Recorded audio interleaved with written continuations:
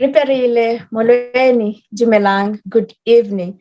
Welcome to your Friday dose of property insights brought to you by the private property. My name is not Zamantunga Kumalo, but I'm Martha Shingange, and I'm excited to be with you this evening as your new guest presenter standing in for Zama.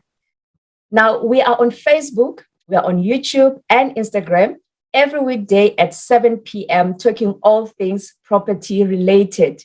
The private property also has other great shows, whether you are an investor, looking for a new property, or you are into farming. Our lineup of these shows starts with the Home Shopper Show, which is on Monday and Friday at 8 p.m. with Chad Viveras. We then have the Farming Podcast with Mbali Noko on Tuesdays and Thursdays for our green-fingered enthusiasts.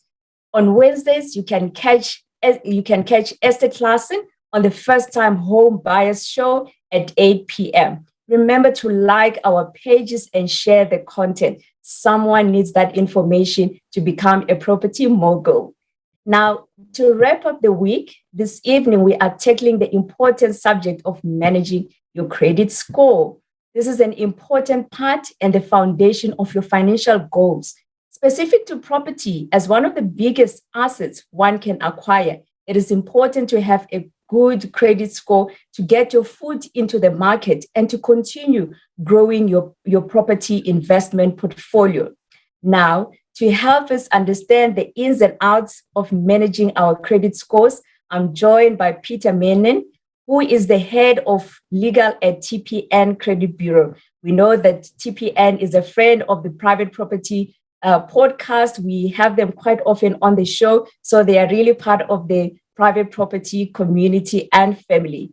Good evening and welcome, Peter. It's such a great pleasure to have you this evening. Good evening, Martha. It is such an honor to be able to share your Friday night with you and to invite me on your first of the webinar series, first of many, I'm sure. So very honored to be here. Thank you so much. Thank you so very much. I hope you are keeping warm this evening. It's been a few very, very chilly, cold evenings and days around South Africa. I think everyone, even our viewers in KZN, they have caught the cold. So I really hope you are also keeping warm where you are this evening. Like you said, I think the entire country is suffering under the cold at the moment. So yes, stay safe, stay warm at the moment. Thank you. Absolutely. Now let's get on with it, Peter. Let's start with the basics, because sometimes we can assume that people know what is a credit score. So for those who are those who have just started working, possibly, and they keep on hearing about a credit score, they don't know what it is about. Can you tell us what is a credit score? Thank you, Martha. I think an important sort of question from the start is, what is a credit bureau? Because at the end of the day, you've got to understand where the information is actually stored and where the information is kept, because it's different companies in South Africa that are registered as credit bureaus in terms of the National Credit Act through the National Credit Regulator that are mandated by the National Credit Act to collect credit information and other forms or data sets depending on their niche market. Now, as a credit bureau itself, TPN collects information specifically on tenants across the country and how tenants pay rental, as well as how parents pay school fees. So we've got our own unique data sets. But a person or applicant's tennis score is made up of a number of different factors and specified categories in terms of the National Credit Act. Whether it contains personal information like a person's name, ID number, address details, contact details, as well as including credit information on how a person has perhaps paid the banks, other credit or service providers. So that is included in payment profile information. So each and every single month, those payment records get updated. Then different information on specifically judgments and blacklistings or defaults, as what they've called in the National Credit Act, is also captured on a credit database. So all of those different categories combined would create a credit score for a specific applicant. It's important to note here that the Credit Bureau doesn't say whether a person may obtain credit or not.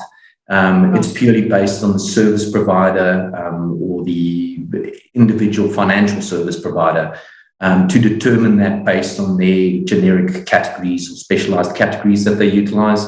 But at the end of the day, the credit bureaus store information and they cohesively, holistically set out what all that information means in a scoring. And a number of these credit bureaus do it in a different way. At TBN, we've got a very simple way of scoring applicants from an A to F scoring, A being an excellent applicant to place, whereas F would obviously be on your lower range. All right. So we could almost say that a credit score, it's around it's a measurement of a consumer's financial conduct, almost. That's perfect. That's such a great summary. Yes. Great stuff. Wonderful. Great stuff. So I think now that we understand what is a credit score and how that information ends up in the various credit bureaus, and there's quite a few of them, TPN being one of those. I would like to know from you, what will then be classified as a good credit score?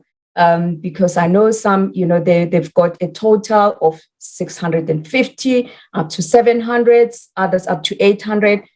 When can I say that I now have a good credit rating?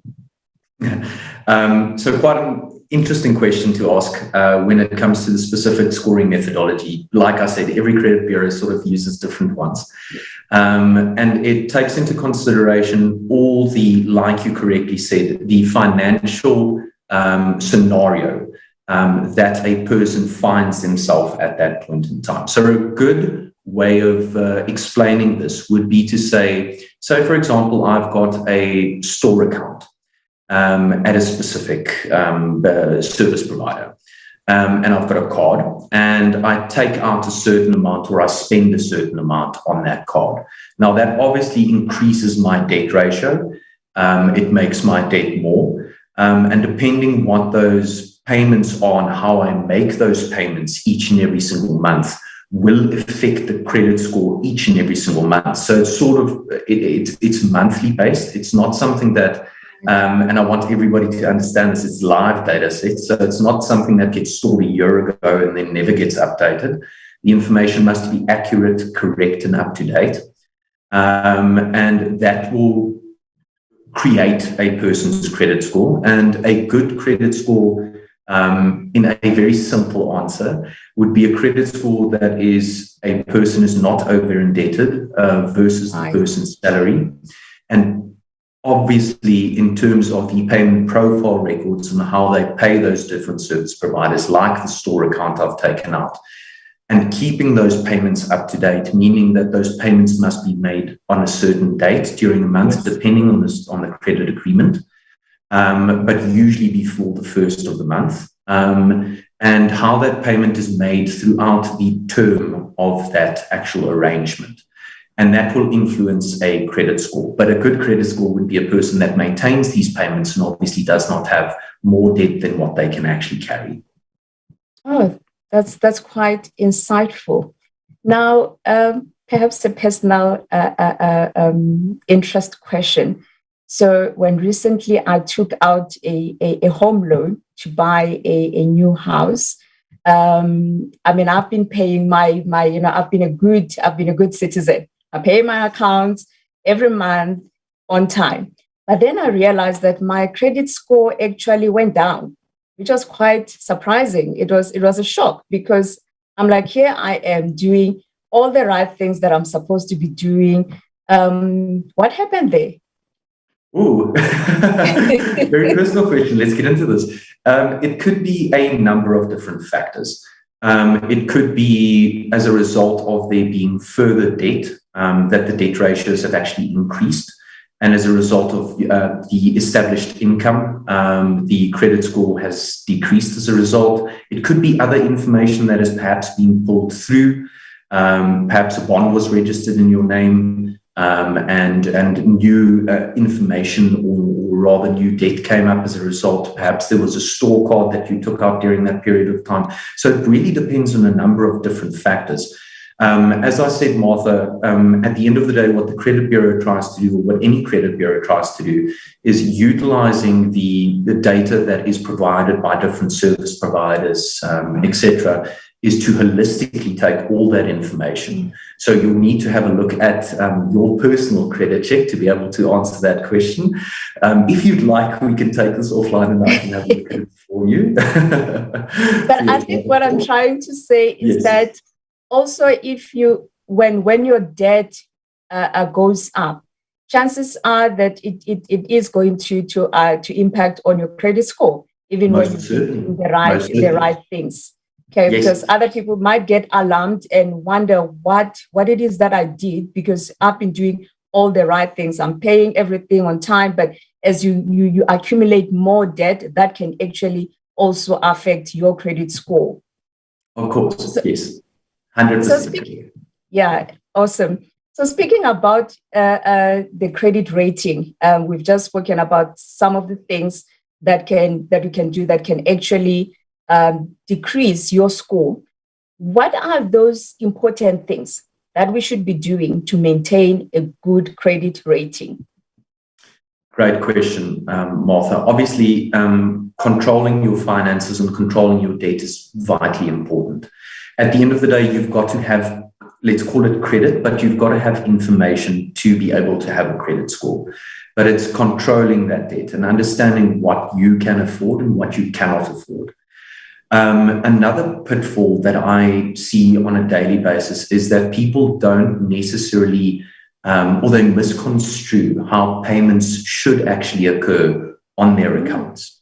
I think a lot of people falsely believe that they've got certain grace periods, perhaps, to make payments to their service providers, whether that be a rental account, whether it be a school account, whether it be, I don't know, perhaps your plumber down the road. There's a specific time period that you've got to pay everybody. And similar to all agreements that you enter into, there's a specific date that you need to pay. And the myth, I don't know where it was created, that a person might have this grace period in which to make payments. But in terms of the contract that you sign with a party, with the service provider, there's a specific date that you need to make payment on. And if you do make payment late, according to that contract, and the information is loaded to the credit bureau, which happens in the majority of instances, there's a centralized database whereby all credit agreements and their payments get reflected. So if you're late on those payments, or even if you skip a payment on that, it has an immediate effect on your credit rating and your ability to obtain credit in the marketplace. So, Martha, just as perhaps a suggestion when it comes to that, because that's probably the biggest pitfall we see, is that there's a misunderstanding regarding that. If you've got a financial obligation to make payment, whether it be your rental payments or whether it be something else, there's a specific payment date and you need to meet that.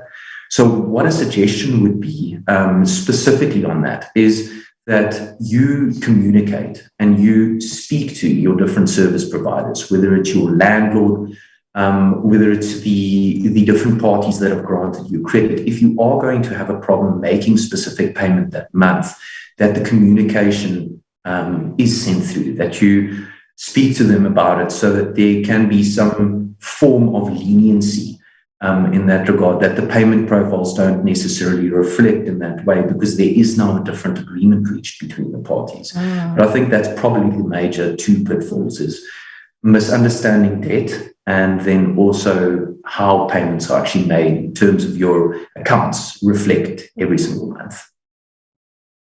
I think that is very important, Peter, because I think sometimes when we find ourselves in difficult situations, for example, during these difficult times with COVID-19, where people, some of them have lost jobs, and some, they have had their hours decrease, and they're not getting their regular income. It's very important that you speak to your creditors and come up to some kind of an arrangement. You shouldn't be running away, ignoring those calls when they are trying to reach out to you, because it can adversely affect you. And I think we all know that it can actually also take quite a long time to recover. It's not something that you can recover in a space of a month. It can take quite a long time to recover from a bad credit rating. So it's very important that you guard your credit score with all that you have. And yes, make those arrangements with your credit providers when you find yourselves in a difficult situation rather. So now, Peter, I want us to also get to another issue, which seems to be a bit of a challenge. People come out of those difficult situations. Things are now looking up. They are managing to settle their accounts on time, and they're just really starting to clean up. But then you find that it takes time with the credit bureaus to update their information. What can I do as a consumer when I find myself in that situation where it's probably been about 3 months that I've paid up all of my accounts, and I've been conducting myself well again? How do I get your TPNs of this world to update my information on the system? Thanks, Martha. Great question. I think an important segue into this would be that let's simplify this. There's 3 different categories of information that usually gets loaded into a credit bureau that affects a person's credit rating. The first is called payment profile information, and that's what we've been talking quite a lot about tonight, is monthly updates to the actual account. Okay. Yes. That information stays on a credit record for a period of 5 years, depending on the bureau. Some only display it for 2 years, but that information is displayed. And unfortunately, what happens is that once the month closes, and this is why we said it's so important to speak to your creditors and to speak to the people that you need to pay, because once that month closes, unfortunately, that record has been set for that period. Whether it's a did not pay or a partial payment or a paid late, will reflect that for that period. Then you get into a different category called blacklistings, like some people know it. It's a colloquial term we sometimes use, but it's actually a default listing in terms of the Act. Now, there's a specific process to loading a default listing on a credit record. You need to receive a 20 business day letter of demand, and you need to be a period of 3 consecutive billing cycles in arrears, which means 3 consecutive months in arrears. If that is the case, then a creditor could blacklist you in terms of the National Credit Act. And there's a third category here, which is called civil court records or judgments that a person would obtain. Now, all of these have different retention records. Judgments specifically could stay on for a certain period, whereas defaults would only stay on for a period of 1 year or 12 months. But your rehabilitation is purely based on what you do now. If the accounts have been paid up and you have been blacklisted, it's very possible that you can get a paid up letter from the creditor, and it can be submitted to the credit bureau. All credit bureaus have a dispute process in which a dispute can be lodged directly through the bureau by the party, and whereby the credit bureau now has 20 business days to go and manage that and find out the information from the creditor. And if the information is incorrect, it just gets removed from the bureau. It actually gets masked for a period of 20 business days during that time period. With judgments, very similar also. Once you get a paid up letter and once that amount's been paid up, the credit bureau is supposed to remove that information, so you can contact the credit bureau about that as well. But payment profile information, unfortunately, is one of those things that only new payment profile information and new activity on your TPN account based on how you've paid your new rental is going to affect you going forward. But with blacklistings and judgments, quite simple process. For all our viewers out there as well, if you do come across something that is incorrect in your credit report, you can contact any credit bureau and lodge a dispute against the information that is actually captured on that report. And through that disputes process, it can be removed from any database as well. Oh, great stuff. Thank you so much for sharing that information, because it is quite important to know how we can actually speak to the credit bureaus, because I think we just look at that information and we just accept it. And like you're saying, that there are certain times where there could be mistakes that you can then approach the particular credit bureau and have them updated on their system. So thank you so much for sharing that. Now, to our viewers, yes. And we obviously want to make ourselves as approachable as possible. So at the end of the day, you're more than welcome to contact us directly should you have an issue with that credit report, and our help desk representatives will be able to assist you with that dispute as well. Oh, great stuff. It's absolutely good to know that. Now, to our viewers at home, please do engage in this conversation. Ask your questions and share your experiences on the comment sections of our social media pages. We would really love to hear from you. Now, Peter, you've been hearing a lot quite from me. I think at this time, I would like to take a few questions from our viewers. Now, I've got a few questions, and the first one is, how would you suggest a positive credit score affects one who is interested in property investment or buying? Okay, so good credit score is definitely one of those things that the banks take into consideration for bond grant. And depending on, obviously, once again, their parameters based on the credit checks that they perform through their individual credit bureaus, whoever they're going to utilize, is going to affect that, as well as obviously having a look at your debt ratios, your current pay slips, what's currently coming in. But a good credit report is going to affect that in a major positive way, because the credit report shows how you can upkeep or how you have kept up with your financial obligations. And how you've kept up with your financial obligations is a very good indication of how you're going to do so in the future. Martha, you said so beautifully, you need to protect your credit report. And this is one of those things that they are going to take most certainly into a larger scale consideration when they base how much they're going to give you, but also the payment terms of that specific loan, whether that's for a house or another short-term thing as well. Right. So I think maybe just to latch on that question, what would you say one needs to start doing as they are preparing to buy the biggest asset, which is property? So let's say I'm planning in the next year or 2 years. What should I be doing? Those little accounts, should I be clearing them? What should I be doing so that by the time I'm ready to go and approach my bank for a home loan, then I know that I'll be able to get, firstly, that approval. But secondly, we are all looking for a good interest rate, isn't it? And a credit record is a big part of that. So what can I do to prepare for that process? I think, firstly, the most important thing is that you need to know. You need to have knowledge.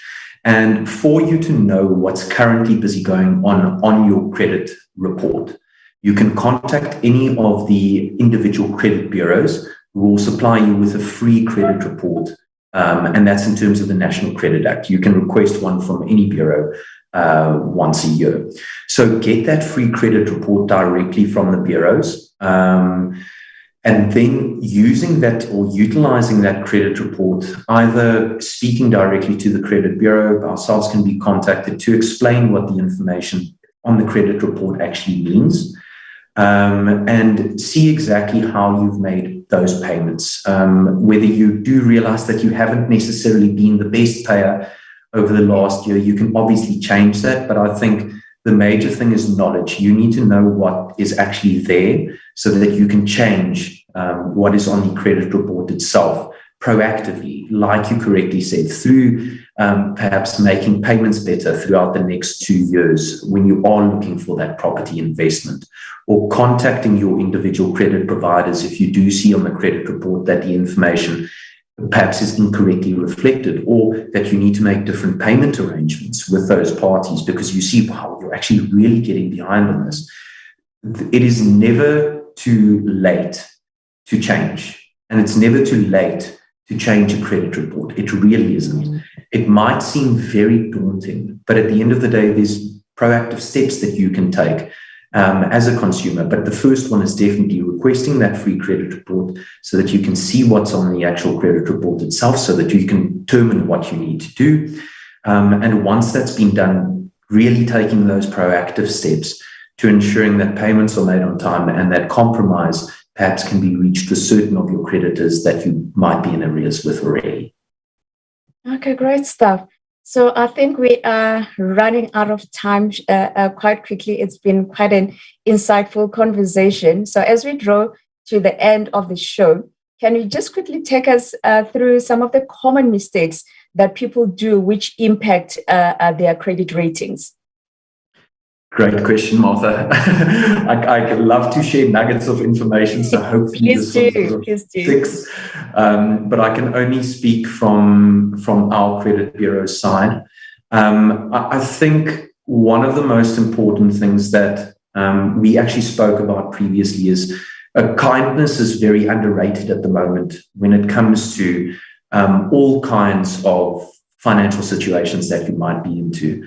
I think specifically on your rental accounts, if you might be in arrears with those, or if you have problems in paying those rental accounts, negotiation and communication with the individual landlords prior to you not making payment, I think is it's so understandable at the moment. Everybody's having some form of problem, whether it's the pandemic, whether it was the period of unrest that we had at the moment as well, or whether it's just the cold. But financial pressure is there, and everybody understands that. So I think proper communication with the parties that you do owe money to or might need to make payments to is such an important step. I think people are understandable, and they do want to assist where possible. But I think proper communication prior to non-payment is vitally important. So if I can leave everybody with that would be great. Great stuff. So I think you should be expecting our viewers to be approaching TPN and other credit bureaus to get their credit scores. And I think that is the first step. So please go out there and get those scores. Peter, thank you so ever much for your time this evening, for sharing nuggets and your insights around managing our credit scores. It has been an absolute pleasure. Thank you so very much. It's been an absolute pleasure, Martha. Thank you so much for having me. Thank you. Now, we have come to the end of the podcast. Thank you for watching us tonight. I have definitely taken some notes, and I hope you at home have also gained a lot of useful information. Now, from all of us at Private Property, have a great weekend at home. Stay safe and stay warm. Good night, everybody. Goodbye.